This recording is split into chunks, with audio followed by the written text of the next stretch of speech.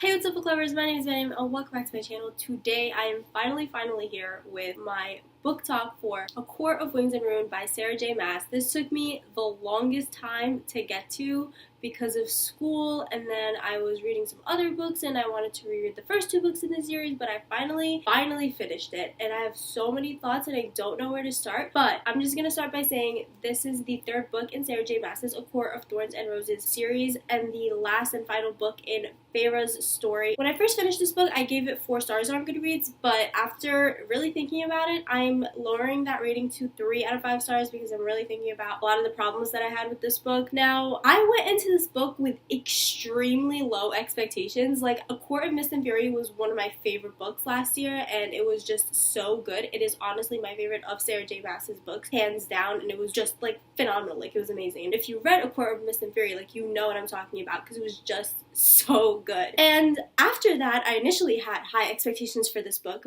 but the 5th book in her other series, the Throne of Glass series, came out last September. I mean, it's no surprise that I hated it and I was extremely disappointed. It is literally my least favorite book of all time, like ever, because of how disappointed I was in that book. So I took my expectations that were like way high up here and I brought them way down so that I would not be extremely disappointed by this book, and because of that, my rating is 3 out of 5 stars because I didn't really have high expectations. I didn't expect to love it or anything like that. I actually expected to hate it, so did not really have high expectations, and that's why I wasn't extremely disappointed by this book. So for the most part, this book is really underwhelming, and the last bit of it was really good, but at the same time not really good. Like, I'll get more into that in my spoilery discussion, but I think I was so high on emotions when this book was over because of how much I love these characters that I gave it a 4 stars, but now that I've thought about it, like, I'm gonna give it a 3-star on Goodreads because, like, it just was not that good. Personally, I felt like the pacing was way off in this book. We started off strong and I was super into the book at the beginning, and then I was bored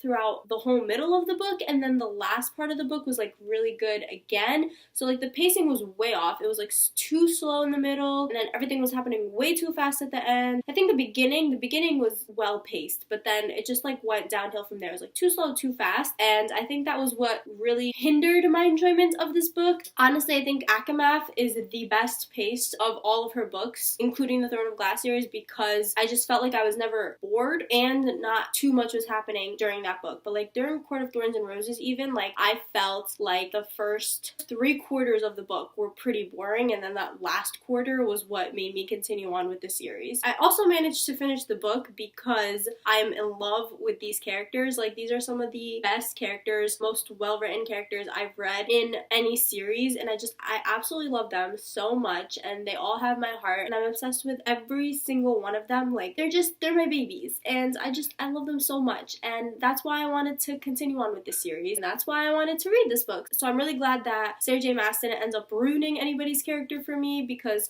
she did that in her other series. So I'm just really glad that my babies were okay and none of them were like totally changed in this last book, and I still like loved all of them and enjoyed reading their story. So that was something else that I was really happy about. Now, after this book though, I'm not exactly sure how I feel about Sarah J. Maas anymore. After Empire of Storms and then after this, I don't know if I just didn't see these problems before or they just weren't there in her earlier books when I first read them and loved them. Like the first 4 books in the Throne of Glass series, was I just blind and now my eyes have been opened and I see things I didn't see? I'm not exactly sure. I do plan on rereading like those books that I loved by her to see if now I see things differently. I'm not exactly sure. Like, I don't know how I feel anymore about her writing because I've gotten a little annoyed by it. It's become repetitive, and honestly, like, at this point, like, some of the things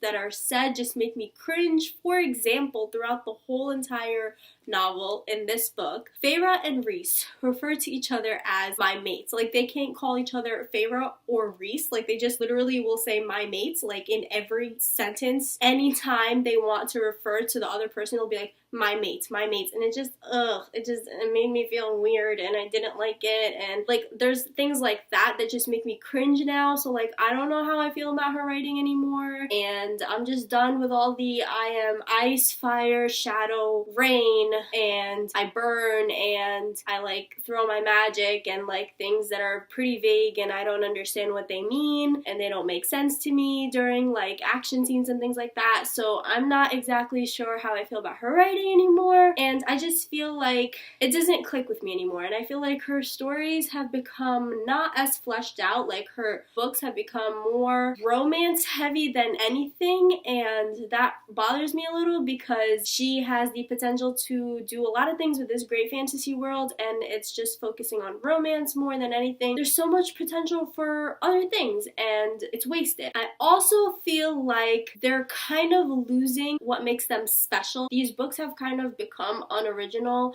I feel like I'm reading the same story. Like I felt like in this book I was reading a finale from like every other trilogy ever. I don't know, like it just, her books have kind of become unoriginal to me, and I don't know if I want to continue reading anything else by her. I'm not sure where I stand with Sarah J Maas at this point. I feel like her writing doesn't click with me anymore, her stories aren't clicking with me that much, and the way that she goes about with things doesn't click with me that much anymore. Honestly, what's going to be a huge determining factor is her next book, Tower of Dawn, which is going to be coming out in September, and that's like part of the Throne of Glass series, and how she deals with that book is really going to determine if I'm going to continue reading anything by her. The only thing maybe that I will probably not be able to resist is if the next book in this series is actually going to follow Cassian, because Cassian is my baby and I love him so very much. But overall, I just feel like this book was anticlimactic, underwhelming, and everything was just too convenient in the end, and some things along the way didn't make sense to me, some things weren't fleshed out. I felt like we had a lot of things going on at the end and we could have explored things in the end a lot more if the middle was like shortened and not as boring, or even if we like split this book up into two books so we could explore certain things a little bit more, that would have been nice too. So just so that everything at the end wasn't extremely rushed. So those are all of my non-spoilery thoughts for A Court of Wings and Ruin by Sarah J Maas.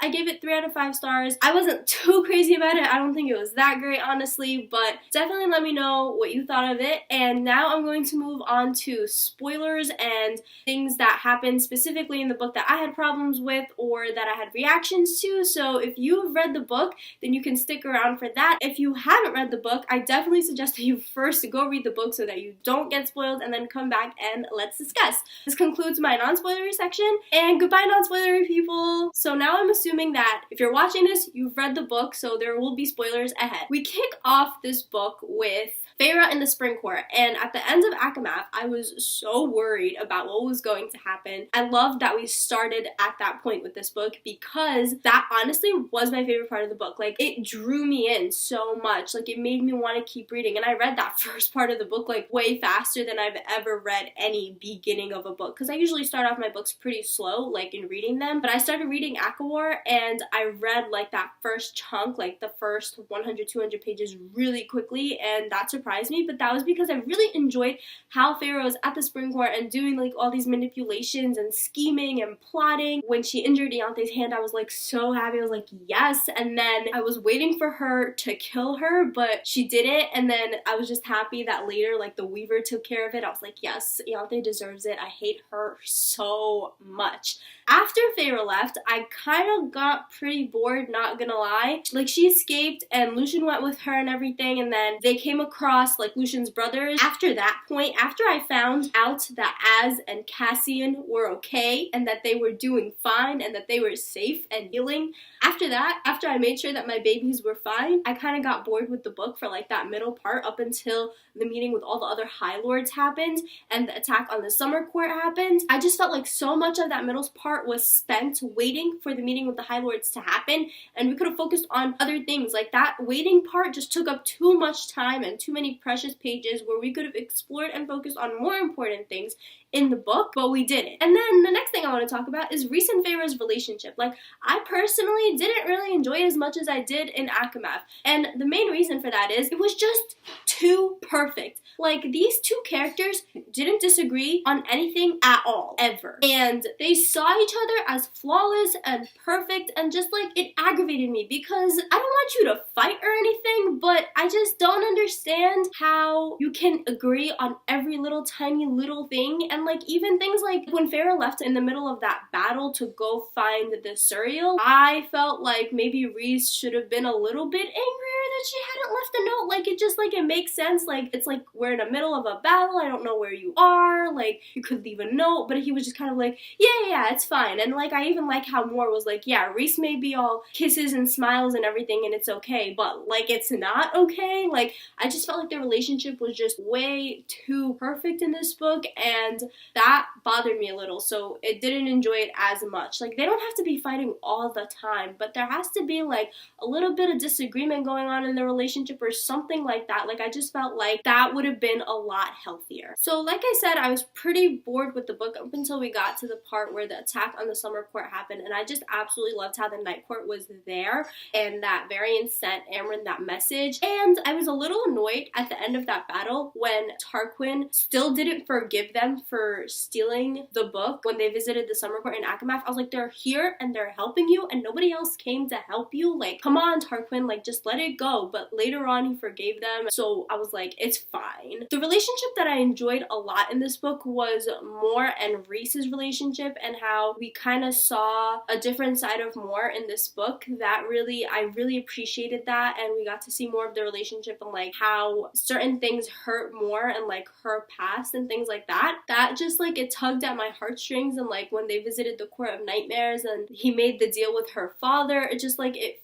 felt so painful for me to watch her in pain, because like I love Moore too. Like I just love that whole inner circle. Like they're just so amazing. Like I love them so very much, and I don't want anything bad to happen to them, and I don't want them to feel any pain, and they're just like, they're my babies. Now let's talk about my baby Cassian and how like I totally ship him with Nesta. Like I saw it coming in book 2, and then in this book I honestly think that I was super annoyed with this book because every single page wasn't about Cassian and Nesta, and I wanted that. Like I just wanted it all about Cassian and Nesta. Every time I flipped a page and it wasn't about Cassian and Nesta, I was like, but where are they? Can I get some more of them, please? Like I love them and I love their relationship so much, and every time Nesta pretended like she didn't care about Cassian, I was like, you really actually care? So stop pretending, like right now. Like for example, I don't remember exactly which scene it was, but it was either after that scene in the library or after one of the battles, and Amren was trying to comfort Nesta like, oh don't worry, like Cassian's been through a lot and like he's the general for a reason, he leads the armies for a reason. And then Nesta's just like, I don't care. I was like, yes you do, Nesta, yes you do. Stop pretending. You literally really actually care very very much. Now let's talk about this High Lord meeting, where I just felt like the Night Court was so extra. Like I feel like it should have been common sense going into this meeting. Like they should have all had a pact, like, oh guys, if any of them try to provoke us by insulting another person of the inner circle, like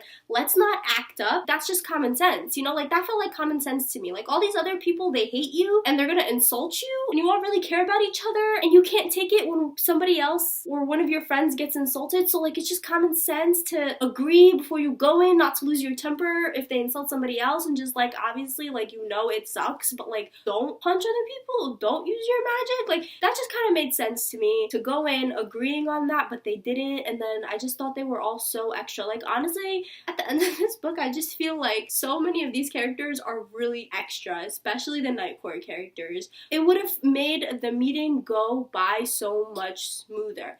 I was really surprised when Tamlin showed up, and he just like annoyed me. Like honestly don't know how I feel about Tamlin's character. Like I don't know if he was meant to be redeemed, because I didn't feel like he was, but also like I don't believe that he betrayed them after that meeting with the High Lords. Like I felt like that wasn't clear, because there was no indication that he had betrayed them. Like it was just like Jurian's word for it that they took, but like after that, like Tamlin didn't even do anything against them. Like after that meeting, he didn't do anything against them. He like saved Feyre, he convinced Baron to come to the war. Like it didn't make sense to me that Jurian said that Tamlin went running to the King of Hybern and like he betrayed them again. Like I don't even know how I feel about Tamlin's character honestly at this point. Like honestly, he should have have just died. I still think Tamlin should have died. And I still kind of hate him, but like I'm not sure if I'm supposed to. Like, did Sarah J Maas intend for that to happen? Or was he supposed to be redeemed? Like, I'm not even sure how I feel about him. I've read so many reviews about like ACOTAR and ACOMAF about people saying that Feyre was stupid, like she was a stupid character, and for a long time I didn't believe it, but like during this book I was like, this girl is just so stupid. Like, she does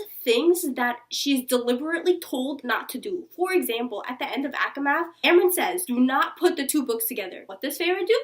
Put the two books together. During ACOWAR, they agree. Feyre should not, under any circumstances, show that she has magic. What does Feyre do? Show that she has magic. Like, are you stupid? This brings me back to the whole, they should have agreed to not explode if somebody from that inner circle was, like, insulted, because that's what happens. Feyre does things that she's not supposed to do, and she just has no self-control. Like, none of them have any self-control, which is why they should have made that agreement. Like, I'm still mad that they didn't catch on to that before they went to this meeting. Like, such a critical meeting in the middle of a war. You would think everybody would be a lot more, like, level-headed, but no.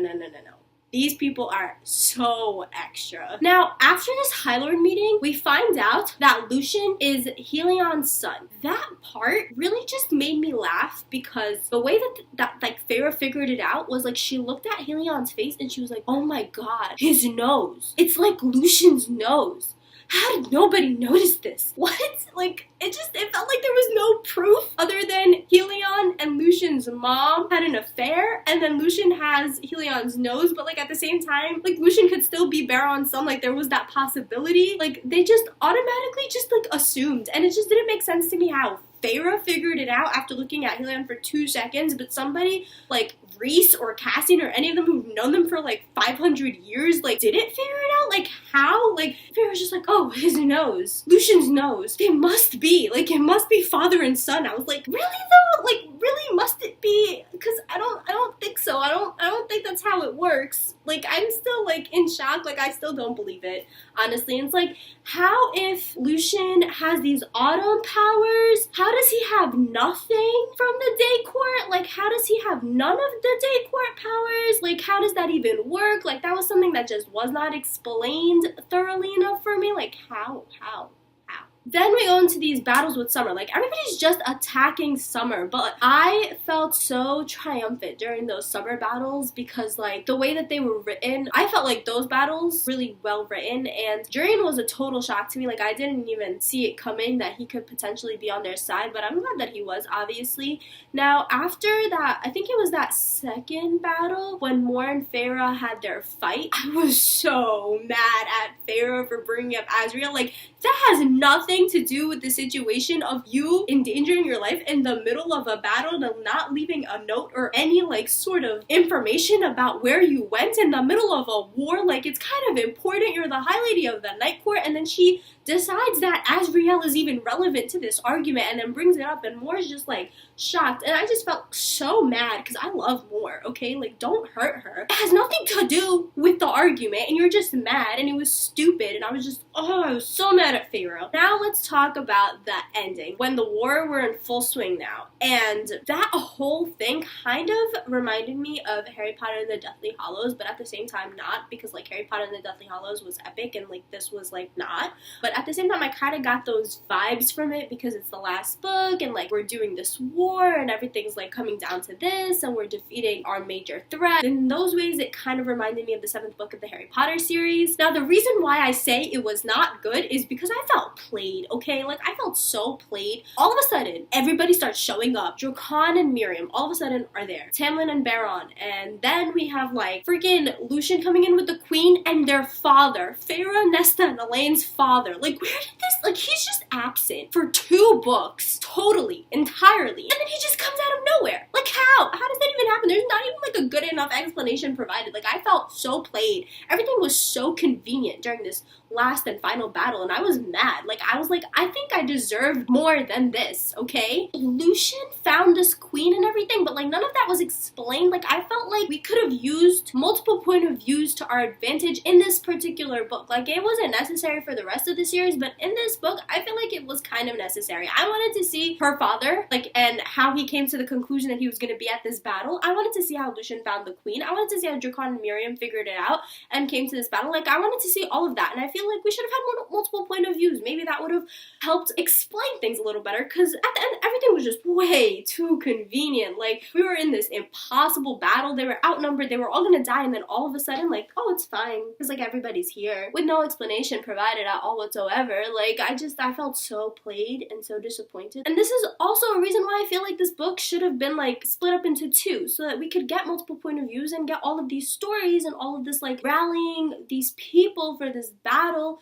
I could get all of that explained if we had split the story into two, and if we had split this book into two books and included multiple point of views. Like, I feel like that would have been so much more useful to the story and to the reader understanding what's going on. Because all of a sudden, everything was just happening 1, 2, 3, and I was like, are you serious right now? And also, I just feel like, in general, some things, some parts of the story were not exactly explained. Like, for example, the mirror. We had talk of how this mirror was, like, super dangerous and everything, and then within 4 pages, I'm not even joking, like, 4 pages. It was 1 chapter, and that chapter was 4 pages of Feyre going and finding the mirror, facing whatever is in the mirror, which, like, I still don't understand. Like, she didn't explain, like, what she saw in the mirror, how she got the mirror, how she conquered the mirror. Don't understand that still, because it was 4 pages. And she managed to go to the bone carver and managed to put the bone carver into another body. Like, how does that even, like, how do you fit all of that into 4 pages and not explain it? Like, where did she find the high fae body to fit the bone carver in? Like, how did she do that? What kind of magic was needed? Like,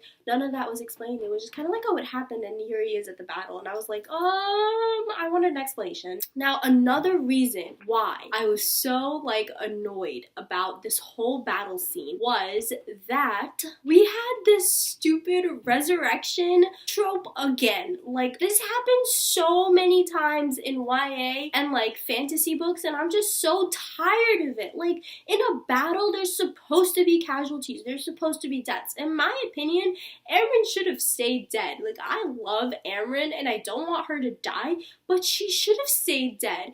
And Rhys, like, that was just unnecessary, honestly, like, to kill him and then bring him back. Like, first of all, it wasn't even explained how that even works. Like, can you just resurrect anybody? Can all 7 High Lords just, like, resurrect somebody? Like, is that just a thing? Like, I know it happened in the first book, but then it happened again, and I thought in A Court of Thorns and Roses that just happened because she was made into, like, a fairy, but I didn't know that you could just do that. Like, can you just do that to anybody? You could just bring them back? Then why not just bring back everybody? Like, I don't understand how that even works. Like, that just, that part bothered me so much. And then not just that, he's just like, oh, I'm gonna bring Amryn along with me, with no clear explanation that made sense as to how Amryn came back. Like, that just, I once again felt played. Like, things like that make the story feel unoriginal. Like, everything just happened in that battle scene too conveniently, and there were no casualties, and it just didn't feel right. Like, I don't know, like, I mean, I don't want to be heartbroken, but, like, that's what you're supposed to feel at the end of, you know, a finale, at the end of the finale of a trilogy that was, like, that had such an epic build-up to it, I feel like.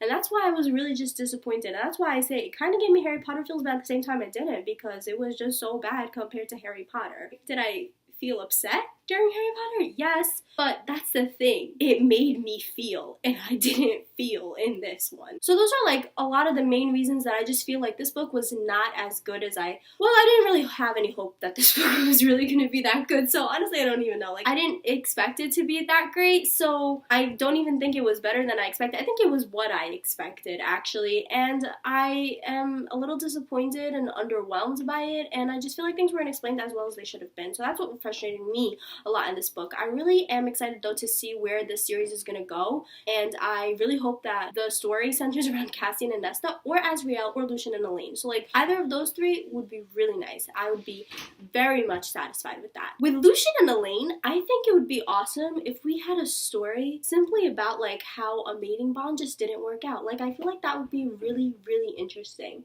to read about. and I am really excited to see where this series is going to go. Now, I'm not exactly sure if I'm going to be continuing on, because like I said, Tower of Dawn is definitely going to determine how I feel about Sarah J Maas, period, and I don't know if I'm going to continue on with the series 100%, but like if it is about Cassian, like I don't even care how bad Tower of Dawn is, I'm going to pick that up because I love Cassian so much. And am I worried that she's going to make me hate Cassian? Maybe just a little, but I don't care. I'll take that risk if I can have more Cassian in my life. So those are all my thoughts on A Court of Wings and Ruin by Sarah J Maas. Definitely let me know if you guys had the same feelings about some things that I did, and let me know what your favorite part of the story was. Let me know what you guys thought of the book, and if you loved it, hated it, felt like meh about it like I did. Thank you guys so much for watching. I hope you enjoyed this video. If you did, please like, comment, and subscribe, and I'll see you next time in the new video. Bye!